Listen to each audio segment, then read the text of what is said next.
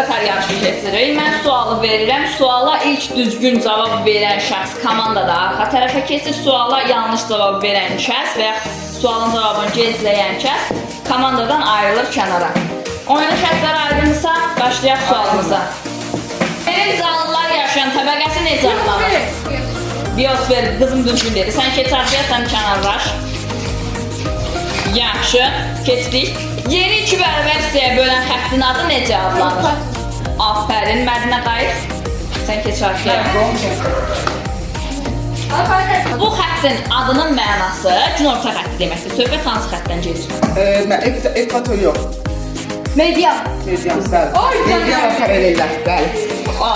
Keçərdiyə. Alanda olur, aynen.